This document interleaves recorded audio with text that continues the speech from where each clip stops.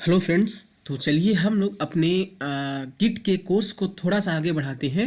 तो अभी तक देखिए यार, अगर आपने गिट की प्लेलिस्ट को एक्सेस नहीं किया तो मेरे चैनल पर आओ। चैनल पर आने के बाद चैनल को सब्सक्राइब भी कर लो यार। और उसके बाद यहाँ पर प्लेलिस्ट में आओ और यहाँ पर व्यू फुल प्लेलिस्ट में जाओ और यहाँ पर सारे वीडियोज़ को आप देखो। तभी आपको गिट बहुत अच्छी तरह से समझ में आएगा और जो मैं पढ़ाने वाला हूँ वो भी समझ में आएगा। नहीं तो आपको कुछ भी नहीं समझ में आएगा। ठीक है, तो आई होप कि आप अब देख ही लेंगे। और मैं इसको क्या करता हूँ, मैं यहाँ पर एक फोल्डर बनाया हूँ गिट डेमो 8, इसके अंदर आ जाता हूँ और यहाँ पर अभी कुछ नहीं है। ओके, सिंपली मैं यहाँ पर अपने गिट बैश को ओपन कर लेता हूँ और मैं थोड़ा सा और आगे बढ़ता हूँ। तो अपने लास्ट वीडियो में हमने देखा था यार कि अगर हमारी किसी भी ब्रांच पर अनकमिटेड चेंज है और मैं दूसरी ब्रांच पर चेकआउट करूं उस चेंज को बिना कमिट किए हुए, तो जो हमारा चेंज था उस ब्रांच में चला जाता था जिस ब्रांच पर हम चेकआउट करते थे, है ना। तो अभी हम उसी के बारे में थोड़ा सा और एक्सप्लोर करते हैं। ओके, तो सबसे पहले मैं यहाँ पर क्या करता हूँ, मैं एक यहाँ पर फाइल वन बना लेता हूँ टच कमांड का यूज करके। तो हमने सिंपली एक यहाँ पर फाइल बना ली और इस फाइल में चलिए मैं कुछ लिख देता हूँ। अब ये कोड होगा आपका। ओके, तो मैं यहाँ पर सिंपल टेक्स्ट लिख रहा हूँ, हमने ये लिख दिया और सिंपली मैं जल्दी से इसको क्या करूँगा, गिट इनिट कर दूँगा और गिट ऐड कर दूंगा, इसको स्टेज्ड कर दूंगा और उसके बाद मैं सिंपली यहाँ पर कमिट करने वाला हूँ। ओके, और मैं सिंपली यहाँ पर कमिट मैसेज कुछ भी दे रहा हूँ, उससे हमें मतलब नहीं है। और अब मैं क्या करने वाला हूँ, मैं एक ब्रांच बनाता हूँ। तो मैं लिखता हूँ गिट ब्रांच बगवन। तो हमने एक बगवन ब्रांच बना ली और न केवल मैं ब्रांच बनाऊँगा बल्कि मैं उस ब्रांच पर अब चलता हूँ। ठीक है, तो मैं अभी बगवन ब्रांच पर आ गया, आप यहाँ पर देख सकते हैं। तो बगवन ब्रांच पर आने के बाद मैं क्या करता हूँ, मैं यहाँ पर ये 2 लाइन का कोड और ऐड कर देता हूँ। ओके, बगवन ब्रांच पर हमने किया है, ध्यान रखना। और फिर मैं क्या करने वाला हूँ कि इस चेंज को जो हमने यहाँ पर किया बिना उसको कमिट किए हुए मैं क्या करता हूँ, मैं मास्टर ब्रांच पर चेकआउट करता हूँ। ओके, तो जैसे ही हमने मास्टर ब्रांच पर चेकआउट किया तो हम मास्टर ब्रांच पर चले तो गए, लेकिन जो ये हमने मॉडिफाई किया था अपनी फाइल को उसको बिना कमिट किए हुए मास्टर ब्रांच पर आ गए। तो जो वो हमारा कोड था 2 लाइन का जो हमने बगवन ब्रांच पर ऐड किया था वो चेंज यहाँ पर भी आ गया है। और ये हमें बहुत अच्छी तरह से पता है कि ये एक इनकम्प्लीट फीचर है, तो हम नहीं चाहेंगे कि वो हमारे इस मास्टर ब्रांच में आ जाए, है ना। तो अगर ऐसा कभी हो ही गया आपके साथ कि आपका जो अननेसेसरी चेंज है या जो इनकम्प्लीट फीचर है आपका वो दूसरी ब्रांच पर आ गया, अगर आप गलती से चेकआउट कर गए तो आप क्या करोगे। तो सिंपली आपको क्या करना है कि आपको उसी ब्रांच पर वापस जाना है जिस ब्रांच पर अनकमिटेड चेंज है। तो मैं अपनी इस ब्रांच पर आ गया और इस ब्रांच पर आने के बाद आपको उसे कमिट करना पड़ेगा। लेकिन हमने तो ये पिछले वीडियो में बोला था यार कि ये एक हमारा इनकम्प्लीट फीचर है, तो हम उसको कमिट क्यों करें। तो ठीक है, उसके अलावा भी कुछ मेथड्स हैं जिनको हम आगे डिस्कस करेंगे, लेकिन फिलहाल हमने कमिट कर दिया। तो जब हमने कमिट कर दिया तो जो ये हमारा 2 लाइन का चेंज बगवन पर हमने किया था वो हमारी बगवन ब्रांच पर परमानेंटली हो गया क्योंकि हमने उसको कमिट कर दिया, है ना। और जब हमने कमिट किया वो चेंज अपनी बगवन ब्रांच पर और उसके बाद अगर अपनी हम मास्टर ब्रांच पर चेकआउट करें तो मास्टर ब्रांच पर चेकआउट करने के बाद आप इस फाइल को देखिए तो वो जो 2 लाइन का कोड यहाँ पर ऐड हो गया था वो यहाँ से हट गया है। समझ में बात आपको आई। अब मैं क्या करता हूँ कि मैं ना ये मैं अपनी इस समय मैं अपनी मास्टर ब्रांच पर हूँ, तो मैं क्या करता हूँ, मैं चेकआउट करता हूँ अपनी बगवन ब्रांच पर। ओके, तो मैं अपनी बगवन ब्रांच पर आ गया और फाइल को आप देखिए कि यहाँ पर 4 लाइन का कोड है। ओके, मैं एक काम करता हूँ, मैं 2 लाइन का कोड और कर देता हूँ यहाँ पर है। ओके, मैं यहाँ पर ये 2 लाइन का कोड और ऐड कर देता हूँ और फिर से मैं मास्टर ब्रांच पर चेकआउट करने की कोशिश करता हूँ। जैसे ही हमने लिखा गिट चेकआउट मास्टर, तो इस बार हमारे गिट ने हमें मास्टर ब्रांच पर चेकआउट करने से मना कर दिया, एरर दे दिया। और क्या कह रहा है कि आप अपने चेंज को कमिट करो, commit your changes or stash. तो स्टैश के बारे में अभी हम सीखेंगे अपने अगले वीडियो में। तो हमें क्या पता चला कि जब हमने कोई भी कमिट अपनी बगवन ब्रांच पर नहीं किया था तो गिट ने हमें हमारी मास्टर ब्रांच पर जाने से नहीं रोका था, लेकिन जो हमारा चेंज था वो हमारी मास्टर ब्रांच पर भी चला गया था। तो हमने क्या किया था, हमने उसको अपनी बगवन ब्रांच में आके कमिट कर दिया, और जब हमने उसको आके कमिट कर दिया तो वो चेंज हमारी बगवन ब्रांच पर हो गया, और जब हमने मास्टर ब्रांच पर जा करके देखा तो हमारी फाइल में जो वो अननेसेसरी चेंज पहुंच गया था वो हट गया था। दूसरी बार जब हमने अपनी बगवन ब्रांच पर चेंज किया और उसको बिना कमिट किए हुए मास्टर ब्रांच पर चेकआउट करने की कोशिश की, तो हमारे गिट ने हमें रोक दिया ऐसा करने से, और वो क्या कह रहा है कि आप उस ब्रांच पर अब नहीं जा सकते। अगर आप जाना चाहते हो तो पहले आप अपने चेंज को क्या करो, कमिट करो या तो स्टैश करो, है ना। तो मैं एक काम करता हूँ, यहाँ पर मैं सिंपली यहाँ पर लेट से मैं कमिट कर देता हूँ। Okay, git commit my -m। पहले मुझे कमिट से पहले ऐड करना पड़ेगा, तो मैंने ऐड कर दिया गिट कमिट -m। मैं यहाँ पर कुछ भी C3 कर दे रहा हूँ। ओके, तो ये जो हमारा अभी चेंज है ये हमारे बगवन ब्रांच के लिए हो गया क्योंकि हमने कमिट कर दिया, है ना। और अब हम लोग करते हैं गिट चेकआउट मास्टर पर आ जाते हैं। तो इस तरह से हमने क्या देखा कि हमने रिजॉल्व किया जो अननेसेसरी चेंज हमारी मास्टर ब्रांच पर पहुंच गया था। लेकिन आप बताइए, अभी हमने बोला था कि अगर वो अननेसेसरी मतलब कि इनकम्प्लीट फीचर है तो आप उसको कमिट नहीं करना चाहेंगे।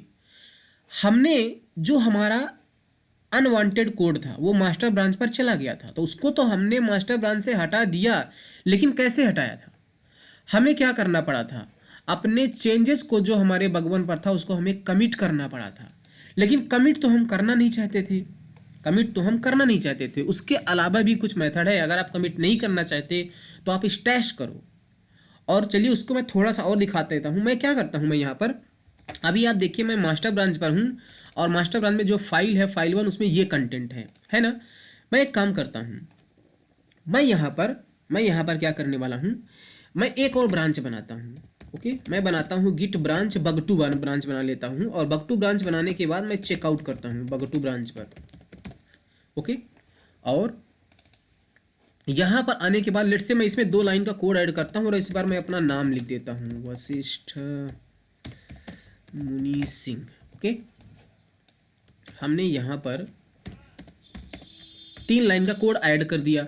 अब आपको पता है कि अगर मैं bug2 ब्रांच से इस समय चेकआउट कर गया मास्टर ब्रांच पर, तो जो हमारा कोड है वो कहाँ पहुँच जाएगा, हमारी मास्टर ब्रांच पर पहुँच जाएगा। देखिए हम मास्टर ब्रांच पर आ गए, और मास्टर ब्रांच में जो हमारी फाइल उसमें 3 लाइन ऐड हो चुका है, इसमें हम मास्टर ब्रांच पर हैं। तो फिर से हम क्या करेंगे, हम अपनी bug2 ब्रांच पर चलेंगे, और bug2 ब्रांच पर आने के बाद इस बार मैं कोड को कमिट नहीं करूँगा बल्कि स्टैश करूँगा। तो मैं क्या लिख लूँगा यहाँ पर, स्टैश करता हूँ। ओके, और एक बात ध्यान में आप रखना, अब स्टैश का जो कॉन्सेप्ट होता है उसको मैं आपको आगे एक्सप्लेन करूँगा। तो जो हमारा चेंज हमने bug2 ब्रांच पर किया था उसको हमने स्टैश कर दिया, और अभी मैं bug2 ब्रांच पर हूँ, और आप फाइल को ओपन करके देखो तो जो हमने 3 लाइन का अपना नाम लिखा था वो हट गया है। अब वही स्टैशिंग का कॉन्सेप्ट होता है जो उसको मैं आगे बताऊंगा।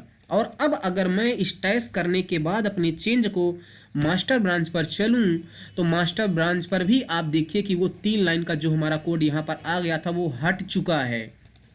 तो इसका मतलब कि ज़रूरी नहीं कि हम कमिट करें, और कमिट तो हम करना भी नहीं चाहते थे क्योंकि वो इनकम्प्लीट था। तो हम अपने उस चेंज को क्या कर सकते हैं, स्टैश कर सकते हैं। समझ में बात आया आपको। मैं एक काम करता हूँ, यहाँ पर मैं एक और ब्रांच बनाता हूँ, हम लिखते हैं गिट ब्रांच bug3 में बनाता हूँ, और अभी मैं मास्टर ब्रांच में था, आप ध्यान रखना। और फिर मैं क्या करता हूँ, अभी मास्टर ब्रांच में जो फाइल है आप देख लीजिए, इसमें 2 लाइन का कोड है। ओके, और मैं क्या करता हूँ, मैं चेकआउट करता हूँ अपनी bug3 ब्रांच पर, गिट चेकआउट bug3। तो मैं अभी bug3 ब्रांच पर आ गया, और इस बार मैं क्या करता हूँ, मैं चेंज तो करूँगा। लेट्स से फिर से मैं लिख देता हूँ अपने कॉलेज का नाम वेलटेक यूनिवर्सिटी। ओके, मैं यहाँ पर 2 लाइन का कोड ऐड कर देता हूँ। ओके, 2 लाइन का कोड हमने ऐड कर दिया, और ना केवल हमने कोड ऐड किया बल्कि मैं अब अपने bug3 ब्रांच पर एक फ़ाइल भी बना लेता हूँ। तो मैं यहाँ पर bug3 कुछ भी फाइल का नाम मैं रख ले रहा हूँ। मैंने यहाँ पर एक फ़ाइल बना दी, ये वाली फ़ाइल, और मैं यहाँ पर लिख देता हूँ फाइल 33 कुछ भी 2 लाइन का कोड हमने इस फाइल 33 में भी ऐड कर दिया। और अब आपको पता है कि जब मैं bug3 ब्रांच पर हूँ तो हमने फाइल 1 को भी मॉडिफाई किया है 2 लाइन का कोड, और एक फाइल ही पूरी ऐड कर दी है, और हमने अभी इस चेंज को कमिट या स्टैश कुछ भी नहीं किया है। और अगर इस टाइम पर मैं अपनी मास्टर ब्रांच को चेकआउट करता हूं तो आप देखिए कि वो सारा चेंज हमारी मास्टर ब्रांच पर आ गया। मास्टर ब्रांच पर न केवल फाइल 1 में कंटेंट आ गया है 2 लाइन का, बल्कि जो हमने फाइल ऐड की थी वो फाइल भी आ गई है मास्टर ब्रांच पर। और आप ऐसा नहीं चाहोगे तो फिर से आपको क्या करना पड़ेगा, आपको अपनी बग3 ब्रांच पर आना है। और बग3 ब्रांच पर आने के बाद ध्यान रखना, जब आप मास्टर ब्रांच पर थे तो ये कोड आपके पास जब आप मास्टर ब्रांच पर थे तो ये जो तो कोड आ गया है फाइल 1 में 2 लाइन का कोड, और ये फाइल 3 वाली पूरी फाइल 3 थी, पूरी फाइल आ गई है। आप इस चेंज को यहाँ पर कमिट नहीं, तो अगर आपने यहाँ पर कमिट कर दिया तो वो चेंज यहाँ पर आपके मास्टर ब्रांच के लिए हो जाएगा, है ना। तो अगर वो अननेसेसरी चेंज हमारी मास्टर ब्रांच पर आ गया है तो किस ब्रांच से आया, बग3 ब्रांच से। तो हम लोग बग3 ब्रांच पर चलेंगे और जो भी हमने यहाँ पर चेंज किया था बग3 ब्रांच पर, ये 2 लाइन का कोड और एक फाइल ऐड की थी, इसको हम तो कमिट तो करना नहीं चाहेंगे क्योंकि ये इनकम्प्लीट है। तो हम क्या करेंगे, स्टैश करेंगे। तो मैं लिखता हूँ गिट स्टैश -u। अब ये कमांड है, इनको हम आगे अपने अगले वीडियो में पूरा देखेंगे, है ना। तो हमने क्या किया, जैसे हमने गिट स्टैश कर दिया तो जो हमारी फाइल 3 थी वो स्टैश हो गई, और फाइल 1 में जो हमने कंटेंट ऐड किया था 2 लाइन वो भी स्टैश हो गया। स्टैश का यही कॉन्सेप्ट है जिसको अपने अगले वीडियो में देखेंगे। और अब अगर आप मास्टर ब्रांच पर चलो तो जो मास्टर ब्रांच पर वो फाइल 3 आ गई थी वो भी नहीं है, और जो फाइल 1 में कंटेंट आ गया था वो भी नहीं है। तो अगर गलती से आप दूसरी ब्रांच पर चेकआउट कर जाते हो और आपका अननेसेसरी चेंज दूसरी ब्रांच पर पहुंच जाता है जिस ब्रांच पर आपने चेकआउट किया, तो उसको किस तरह से रिजॉल्व करोगे, उसको इस तरह से रिजॉल्व करोगे कि आप फिर से अपनी उसी ब्रांच पर आओगे और अपने चेंज को स्टैश करोगे। तो जिस ब्रांच पर आपने चेकआउट किया था उस ब्रांच से ऑटोमेटिक वो चेंज हट जा रहा है ना। अब जो ये हमने स्टैश किया अपने चेंज को बग3 ब्रांच पर, तो मैं बग3 ब्रांच पर आता हूँ और मैं कुछ यहाँ पर कमांड लिख रहा हूँ। ओके, आपको ये समझने की ज़रूरत नहीं है। तो देखिए वो बता रहा है कि आपने कुछ चेंज थे उनको स्टैश किया था, तो हमने 2 स्टैश किया था, है ना। अगर मैं यहाँ पर लिखूँ गिट स्टैश अप्लाई करूँ और ये वाला जो हमारा है इसको मैं यहाँ पर पेस्ट कर दूँ, तो देखिए जो ये हमने चेंज मतलब जो फाइल 3 थी वो भी हमारी रिटर्न आ गई हमारे बग3 ब्रांच पर, और जो फाइल 1 में कंटेंट था वो भी रिटर्न आ गया।